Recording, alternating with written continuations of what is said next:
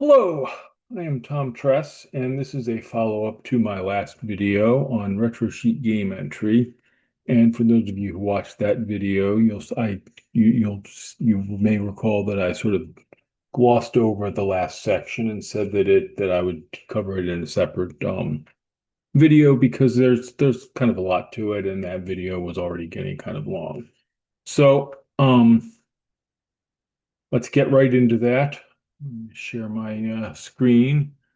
We have a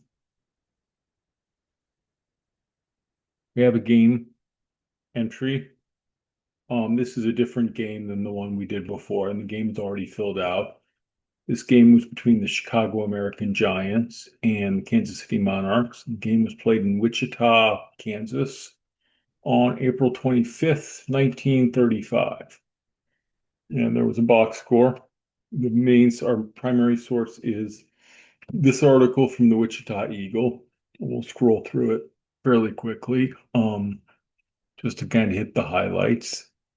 Um, Monarchs beat the Chicago American Giants 13-8 at Lawrence Field in the first of a two-game series. 8-run fourth inning, in which, according to the article, Rube Foster, a southpaw of the Giants, was knocked off the hill, did the trick for the Kansas City boys. The pitcher was not actually Rube Foster, who was right-handed and I think died 9 years before this game was played. This was his half-brother Bill, or Willie Foster, who was also in the Hall of Fame, along with Rube, of course. A hitting feature was a mighty swat over the right field fence by W. Brown of the Monarchs. That's Willard Brown. Um, he is also in the Hall of Fame. And that fact will come up later when we go through this. The hit was unusual as Brown hit from the right side of the plate, and the length of the drive was extraordinary. So he was an opposite field home run. Melton hit a triple for the Giants to clear the bases in the fourth. The blows tied the score, but the Monarchs quickly went on a rampage, and that was when they had their 8-run inning. And then we get a little color for the game. Umpire Fair was knocked completely off his feet by a vicious drive in the sixth.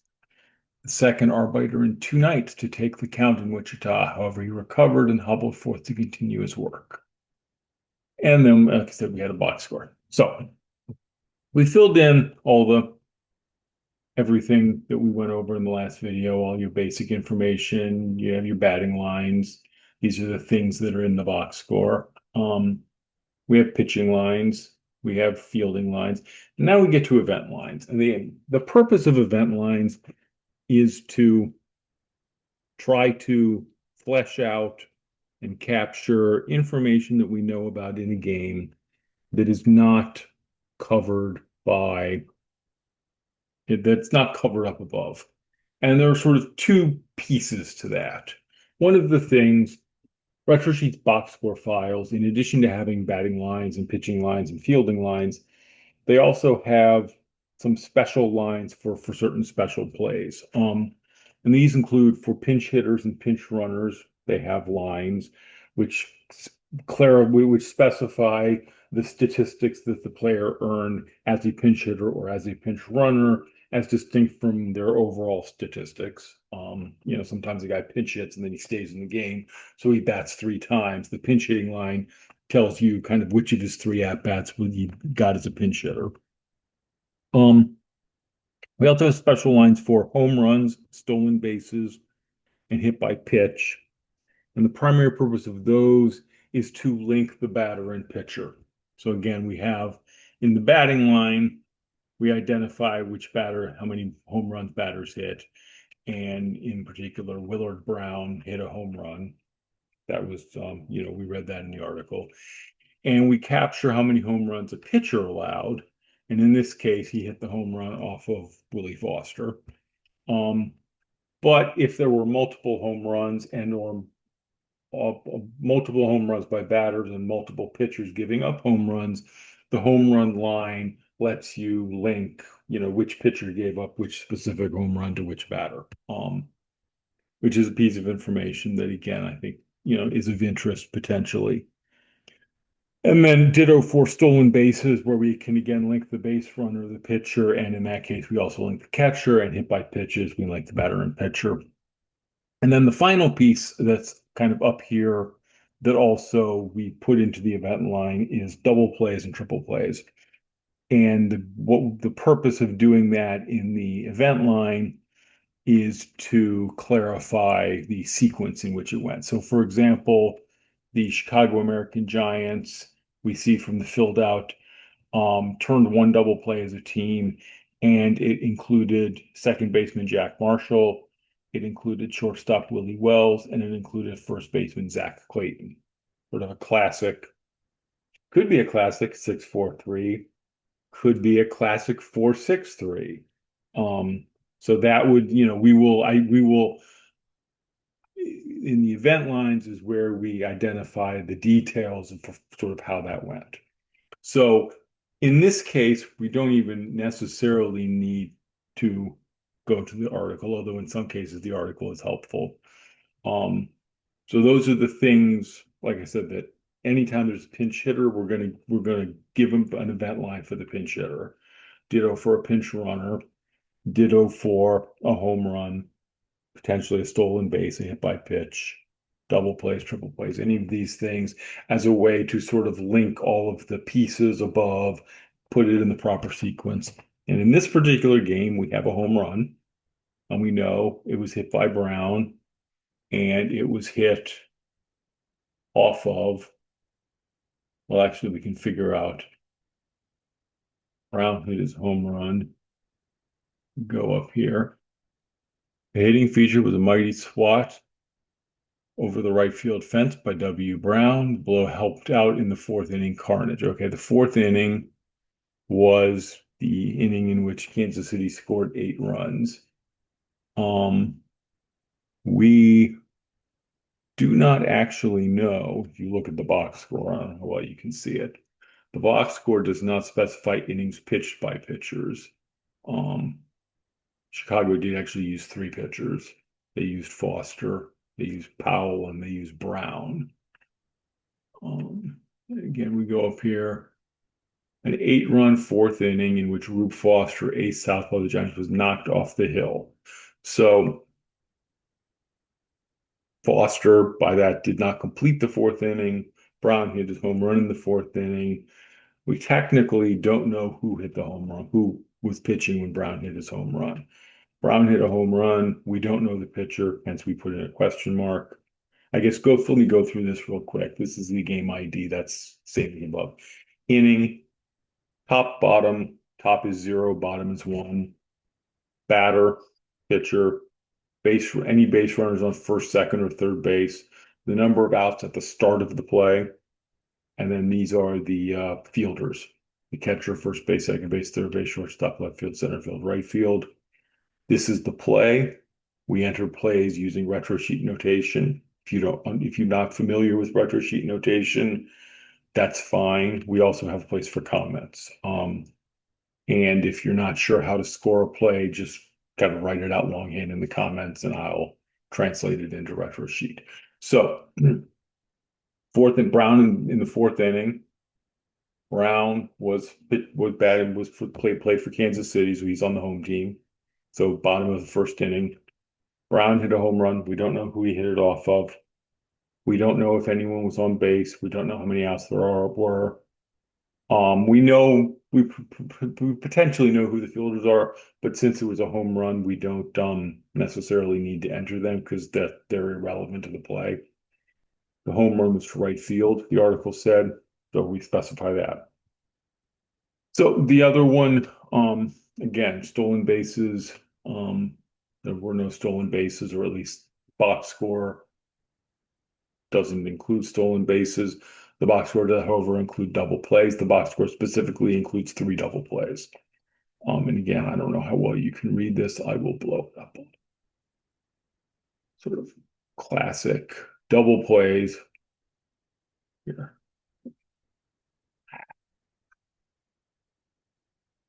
Where are we? I'm going the wrong way, aren't I? Maybe we're Tulsa. Yeah. All right. Sorry. Technical difficulty. All right.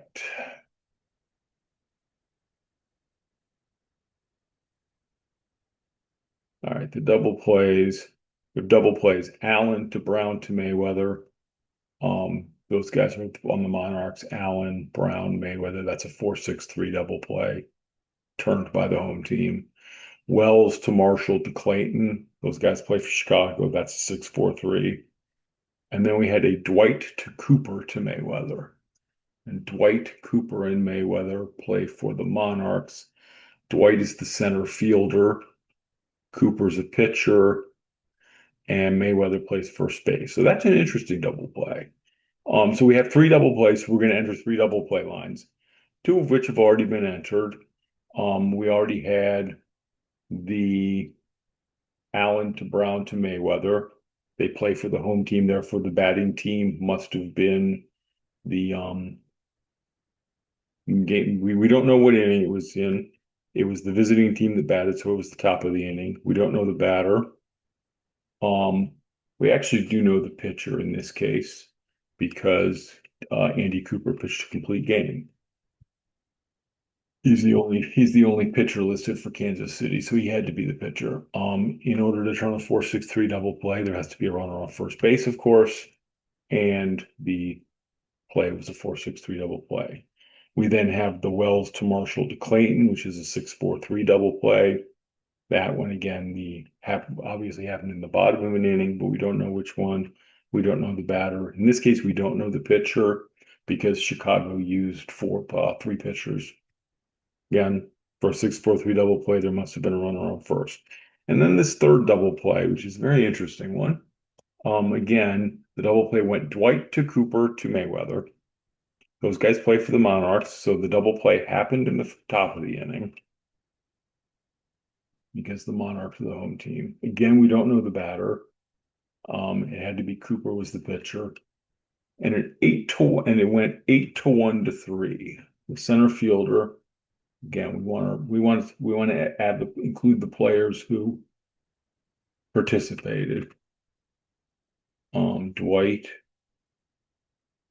the pitcher is already here, and then the first baseman is Mayweather. And the double play went 8-1 to 3. And now the key is trying to figure out how do we think that double play actually went in like retro code. First of all, Excel thinks everything's a date. Um, First of all, so how does that sound like it went? Well, the first out was probably a fly out to center field. And then the second put out presumably would have been by the first baseman, which implies it was at first base. So there was probably a runner on first base. And for whatever reason, he was doubled off on the play, with the pitcher making, having a cutoff. So it's an 8F DP, batter on first out, 8-1-3. And again, that's all we know about it. But at least we kind of know how the double play went. We know the fielders involved. We don't know the batters involved. So that's everything we've got so far. So then the other piece of the event lines is to identify individual plays, as many plays as we can. And ideally, if we have a good enough story and we can identify enough plays, the goal is to be able to deduce a play-by-play. If you know enough things, you can fill in the blanks. You can come up with a plausible play-by-play account. And our goal is to come up with as many plausible play-by-play accounts as we can, even for games for which we don't have a scorecard or we don't have newspaper play-by-play. This game is not such a game. We don't have enough information in this game. The score was 13-8. There was an 8-run inning that all we know is that Willard Brown hit a home run in it and that Willie Foster got knocked out. Looking at this, I'm given that Powell had no at-bats, I'm guessing the Chicago used 3 different pitchers in the inning. We can probably figure out who all scored. 1, 2, 3, 4, 5, 6, 7. Actually, it's interesting. Actually only 7 Monarchs scored, and they scored 8 runs in the inning, which means someone had to score twice. which, yeah, I just, we're not going to try to deduce that. But we want to be able to provide as much information as we can, everything we know about the game. Either mostly you're going to get game stories, you're going to have some discussion of how runs were scored, but they'll also have some little, the other thing is they'll have some color. So for example, we get this little paragraph: umpire Fair was knocked completely off his feet by a vicious drive in the sixth. um However, he recovered and hobbled forth to continue his work. That's, the sixth inning. We'll add a comment to that effect. Sixth inning. We actually don't know if it was the top or the bottom, so we don't know anything about this. Um, don't really know what the play was, but we'll add a comment. Umpire Fair was knocked down by a line drive. Just, it's a fun fact about the game. We do, however, know the only other thing this thing tells us. Well, there was a dust storm. That's interesting. We know the attendance. The other thing that this tells us is that Melton hit a triple for the Giants to clear the bases in the fourth. The blows tied the score, but the Monarchs quickly went on a rampage. So Melton of Chicago hit a triple to clear the bases in the fourth. And if we jump up here, Chicago scored 3 runs in the top of the fourth inning. And if we find Melton, hell is Melton? Hell is Melton? There's no Melton on the team. Oh, they're looking Melton was the right fielder. No. Oh, Melton on the Monarchs. Wait, what? All right, now I'm all confused.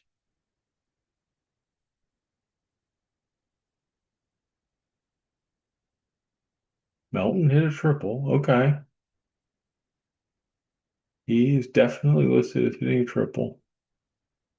Cleared the bases in the fourth. Blows tied the score. I don't know what to make of that. These videos go longer because I think, oh, that's easy enough. If we had reason to believe, okay, Milton's actually Milton. That's why I was having trouble finding him. He's Henry Milton. He's the number 3 hitter in the, I guess, right fielder for the Kansas City Monarchs. And he did apparently hit a triple in the game. Um, so if we accept the word of this, Milton hit a triple to clear the bases. Now, of course, any triple clears the bases. The question was, how full were the bases beforehand? I feel like there's an implication there that the bases were loaded. Um, and Milton's triple therefore drove in 3 runs. And this is in the fourth inning. And again, Milton plays for Kansas City, which again is in contrast to the way the story is written here. The story says that Melton hit a triple for the Giants. The Giants are Chicago. Kansas City is the Monarchs. Um, and it specifically says that tied the score. And again, if we follow the line score, KC had a 3-0 lead. Chicago tied the score 3-3 in the top of the fourth, and then Kansas City exploded for 8 runs in the bottom of the fourth, and the game was effectively over. The implication is that they are describing the top of the fourth. Milton, excuse me, played for Kansas City. Um, he batted third for Kansas City. Willie Wells batted third for Chicago, and according to the box score, he also had a triple. Um, if I had to guess, I would guess that that's what they're talking about. They're talking about Willie Wells hitting a bases loaded triple to drive in the 3 runs. That said, I'm not positive about that. I have no corroborating evidence. The box score, for example, does not include RBIs. So I'm inclined to leave that blank. I'm going to leave that play out.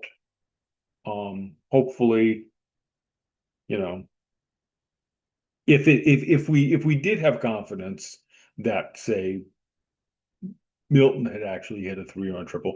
The other nice thing about event lines is that they can sometimes help us fill in some of the blanks of earlier.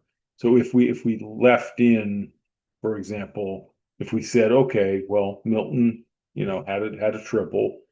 He could have had it in the fourth inning. Let's assume that's true. He had a bases loaded triple. That implies he had three RBIs, and we should go ahead and give him credit for three sacrifices. That would be weird. Three RBIs here. So that's the sort of thing we do. Anyway, the idea here is, again, there are certain things that we want to include lines for so that we can capture those in the box scores. Pinch hitting, pinch running, home runs, stolen bases, hit by pitches, double plays, triple plays. We want to capture as much information about those, when they happened, both the batter and the pitcher. In the case of double plays and triple plays, we want the sequence, we want the fielding sequence of how exactly the play unfolded. For, say, stolen bases, we're interested in both who the base runner, who the pitcher, who the catcher were.